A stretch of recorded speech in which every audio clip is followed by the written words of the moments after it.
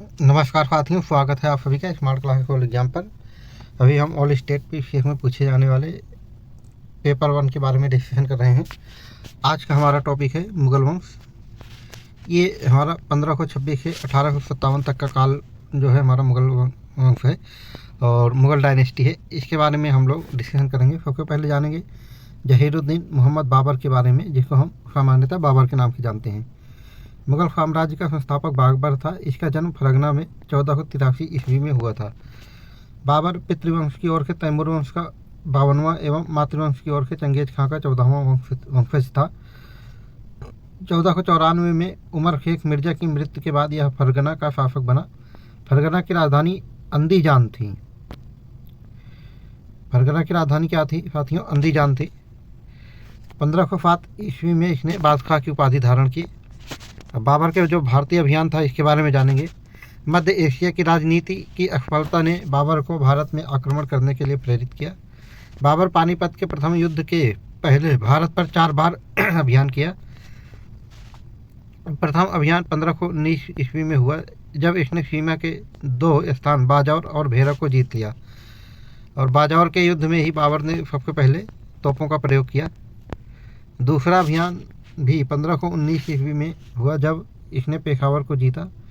तीसरा अभियान 1520 ईस्वी में हुआ, जब इसने सियालकोट एवं सैयदपुर को जीता। चौथा अभियान 1524 में हुआ, जब इसने लाहौर और दीपालपुर को जीतकर पंजाब में प्रवेश किया।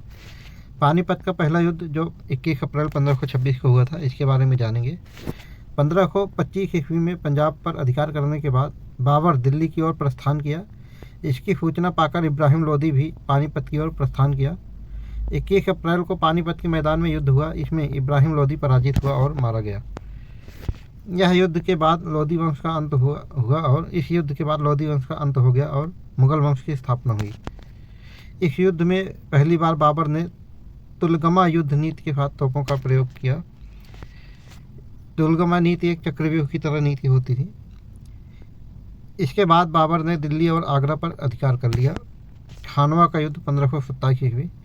1527 में यह युद्ध मेवाड़ के शासक राणा सांगा और बाबर के बीच लड़ा गया। इस युद्ध का कारण बाबर का भारत में रहने का निश्चय था। खानवा के युद्ध में इब्राहिम बाबर का चचेरा भाई महमूद लोदी राणा सांगा की तरफ से युद्ध किया।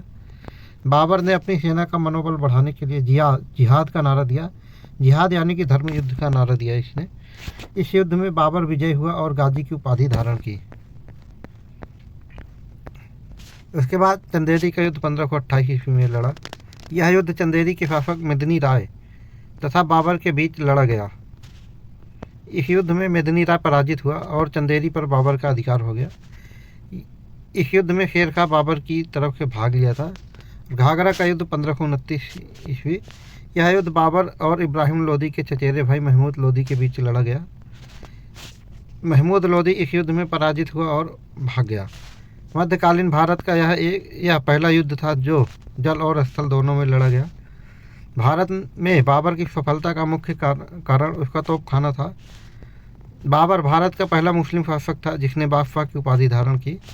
बाबर ने गज-ए-बाबरी नामक एक माप की इकाई का प्रचलन किया। बाबर ने तुर्की भाषा में तुझ-ए-बाबरी यानी कि बाबरनामा नाम से अपनी आत्मकथा लिखी थी। तुर्की भाषा में है ना। 1530 ईस्वी में बीमारी के कारण बाबर की मृत्यु हो गई तथा इसे काबुल में दफनाया गया। बाबर द्वारा भारत में लड़े गए प्रमुख युद्ध के बारे में जानेंगे। यहाँ पर युद्ध है और वर्क है किसे पराजित किया। देखो इतने युद्ध में बाबर ने पराजित ही किया है। पानीपत का पहला युद्ध 1526 ईस्वी में है। इसमें इब्राहिम लोदी को बाबर ने पराजित किया। खानवा का युद्ध 1527 ईस्वी में लड़ा गया। इसमें बाबर ने राणा सांगा को पराजित किया। तीसरा जो चंदेरी का युद्ध है 1528 का, इसमें बाबर ने मेदिनी राय को पराजित किया था। चौथा युद्ध घाघरा का युद्ध है 1529 ईस्वी में। इसमें बाबर ने महमूद लोदी को पराजित किया। प्रमुख तथ्य के बारे में जानेंगे। महत्वपूर्ण तथ्य है, बाबर के तोपखाने की देखभाल का दायित्व उस्ताद अली एवं मुस्तफ़ा नामक 2 तुर्की अधिकारियों के हाथों में था। बाबर ने पानीपत की विजय के बाद प्रत्येक काबुल वासी को शाहरुखी नामक एक चांदी का सिक्का दिया। इब्राहिम लोदी की मां ने बाबर के खाने में जहर दिया था। ऐसा लोग मानते हैं कि जो इब्राहिम लोदी की मां है जिसको इसने पानीपत में हरा दिया था, उसने बाबर को खाने में जहर दिया था। बाबर ने तुलकमा युद्ध नीति उज़्बेकों से सीखी थी। मुग़ल शासक वस्तुतः चगताई तुर्क थे। मंगोल शासक चंगेज़ खां के एक पुत्र के नाम पर तुर्किस्तान क्षेत्र को चगताई कहा जाता था। मुग़ल इसी क्षेत्र के तुर्क थे, अतः इन्हें चगताई तुर्क कहा जाता था। बाबर के पुत्र एवं पुत्रियां, इनके पुत्र हुमायूं थे, कामरान थे, अस्करी थे, हिंदाल थे और इनकी जो पुत्री थी वो गुलबदन थी। हुमायूं जो थे ये महम बेगम के उत्पन्न पुत्र थे, मतलब इनकी जो माता थी महम बेगम थी।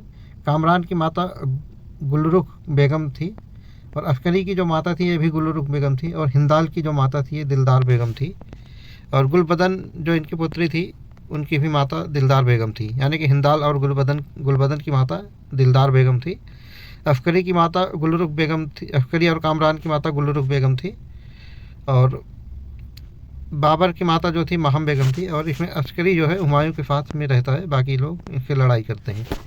अब हम हुमायूं के बारे में जानेंगे 1530 से 1556 ईस्वी तक। हुमायूं नाम का आफे भाग्यशाली होता है, लेकिन यह मुग़ल शासकों में सबसे अभागा शासक था। 1530 में आगरा में हुमायूं का राज्याभिषेक हुआ था। गद्दी पर बैठते ही हुमायूं को अनेक कठिनाइयों का सामना करना पड़ा। इसकी मुख्य समस्याएं थी अफगान समस्या, दूसरी समस्या थी कमज़ोर सैन्य व्यवस्था, तीसरी इसके भाई थी खुद। अफगान समस्या के बारे में जानेंगे। महमूद लोदी अपने को अभी भी दिल्ली का वास्तविक उत्तराधिकारी मानता था और अफगानों में सबसे महत्वपूर्ण शेर खां था, जो हुमायूं के लिए सबसे बड़ी समस्या बना। और सेकंड जो इसकी समस्या थी कमज़ोर सैन्य व्यवस्था। राजकोष खाली हो जाने के कारण हुमायूं एक बड़ी सेना नहीं रख सका। तब हुमायूं ने अपने भाइयों के साथ उदारता का व्यवहार किया और साम्राज्य का वास्तविक विभाजन कर दिया। कामरान को काबुल, कंधार एवं पंजाब दे दिया, अस्करी को संभल का क्षेत्र एवं हिंदाल को मेवाड़ का क्षेत्र दे दिया। हुमायूं के अभियान, कालिंजर अभियान 1531 ईस्वी में। एक समय कालिंजर का शासक प्रताप रुद्रदेव था। 1 महीने के घेरे के बाद जब किले को नहीं जीत सका तो प्रताप रुद्रदेव ने संधि कर ली। चुनार का घेरा 1532 ईस्वी। चुनार का किला इस समय शेर खां सूर के अधीन था। हुमायूं 4 महीने तक इसका घेरा डाले रहा, लेकिन जीत नहीं सका। शेर खां भी लड़ने की स्थिति में नहीं था। नेक्स्ट है हमारा मालवा एवं गुजरात का अभियान 1534 से 1535 ईस्वी। इस समय मालवा का शासक बहादुर शाह था। हुमायूं के आक्रमण के भयभीत होकर बहादुर शाह भाग गया और इस तरह बहुत आसानी से हुमायूं का मालवा एवं गुजरात पर अधिकार हो गया। हुमायूं ने अस्करी को यहाँ का सूबेदार नियुक्त किया। अस्करी कानून व्यवस्था बनाने में असफल रहा। परिणाम स्वरूप बहादुर शाह छिपे हुए स्थान के बाहर आया और अपनी प्रजा के सहयोग से गुजरात पर फिर से अधिकार कर लिया। अब नेक्स्ट है चुनार का दूसरा अभियान 1537 ईस्वी। शेर खां ने 1537 में बंगाल पर आक्रमण किया। इस अवसर पर बंगाल के शासक गयासुद्दीन महमूद खां ने हुमायूं से सहायता की मांग की, परंतु हुमायूं सहायता नहीं दे सका। हुमायूं ने शेर खां के चुनार किले पर आक्रमण अवश्य कर दिया। 6 महीने के घेरे के बाद इसने चुनार का किला जीत लिया। बंगाल अभियान 1538 ईस्वी। बंगाल का शासक गयासुद्दीन महमूद खां युद्ध में घायल होकर हुमायूं के पास पहुंचा और वहीं इसकी मृत्यु हो गई। यह देखकर हुमायूं के हृदय में दया उत्पन्न हुई और शेर खां के विरुद्ध अभियान कर दिया। इस समय शेर खां बंगाल को जीतकर वापस बिहार आ गया। जब हुमायूं बंगाल से वापस आ रहा था तभी शेर खां की सेना ने रास्ते में इसे घेर लिया। चौफा का युद्ध 1539 ईस्वी इसी के बाद होता है। यह युद्ध शेर खां और हुमायूं के बीच लड़ा गया। अनेक सैनिक गंगा एवं कर्मनाशा नदी में डूबकर मर गए तथा हुमायूं भी गंगा नदी में कूद पड़ा। निजाम नामक एक भिश्ती ने हुमायूं को डूबने से बचाया। इस तरह शेर खां इस युद्ध में विजयी रहा तथा उपलक्ष्य में शेर खां की उपाधि धारण की। तो शेर खां ने शेर खां की उपाधि कब धारण की? तो 1539 का जो चौफा का युद्ध है, इसी युद्ध के बाद इसने शेर खां की उपाधि धारण की। कन्नौज बेलग्राम का युद्ध 1540 ईस्वी है। यह युद्ध भी हुमायूं और शेर खां के बीच लड़ा गया। इस युद्ध में हुमायूं पराजित हुआ और इस युद्ध के बाद शेर खां का आगरा और दिल्ली पर अधिकार हो गया। हुमायूं का निर्वासन काल। हुमायूं 3 वर्ष तक राजस्थान और सिंध में इधर उधर भटकता रहा। इस बीच में इसने 1541 में हमीदा बानो से विवाह किया और जो शिया मौलवी अली अकबर जामी की पुत्री थी। 15 अक्टूबर 1542 ईस्वी को अमरकोट के राणा वीरपाल के महल में हमीदा बानो ने एक पुत्र को जन्म दिया जो अकबर के नाम से प्रसिद्ध हुआ। 1543 यानी 1543 में हुमायूं ने अकबर को अस्करी के संरक्षण में छोड़कर हमीदा बानो के साथ ईरान चला गया और यहाँ के शासक शाह तहमास्प के यहाँ शरण ली। तहमास्प की सहायता से 1545 में इसने अपने भाइयों से काबुल और कंधार जीत लिया।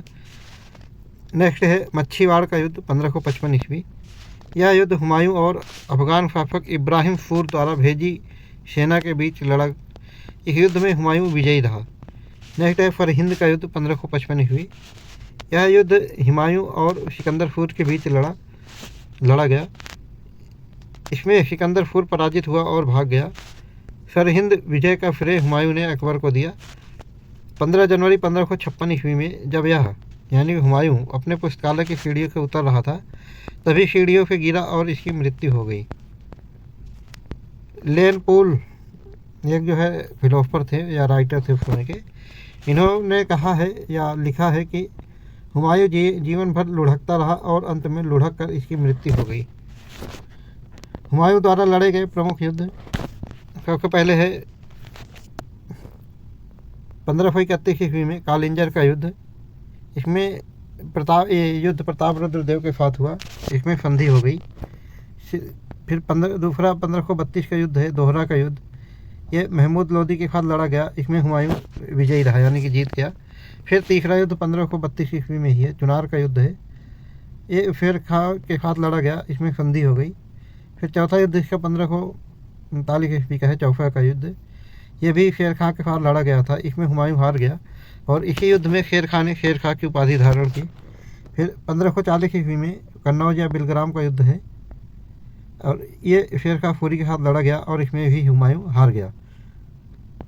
नेक्स्ट है 1555 ईस्वी का छठा युद्ध है इसका मच्छीवाड़ का युद्ध। ये इब्राहिम फूर के साथ लड़ा गया और इसमें हुमायूं विजयी रहा यानी कि जीत गया। सातवां युद्ध है इसका 1555 का सरहिंद का युद्ध। यह सिकंदर फूर के साथ लड़ा गया और इसमें हुमायूं विजयी रहा यानी कि जीत गया। महत्वपूर्ण तथ्य के बारे में जानेंगे। हुमायूं ने अपना राज दरबार सूफियाना ढंग से सुसज्जित किया था। हुमायूं ने शेर खां के बीच झगड़े का मुख्य कारण बंगाल था। हुमायूं और शेर खां के बीच झगड़े का मुख्य कारण जो था वो बंगाल था। कन्नौज युद्ध का आंखों देखा वर्णन मिर्ज़ा हैदर दुगलत ने किया है क्योंकि यह युद्ध में हुमायूं की तरफ से भाग लिया था। तो अब आगे हमारा फूर वंश है, इसका डिस्कशन हम कल करेंगे। तो कल फिर मिलते हैं दोस्तों इसी चैनल पर नेक्स्ट वीडियो का। तब तक के लिए आप वीडियो देखें, एंजॉय करें, नोट्स बनाएं, एग्जाम दें और पास हों। तब तक के लिए जय हिंद।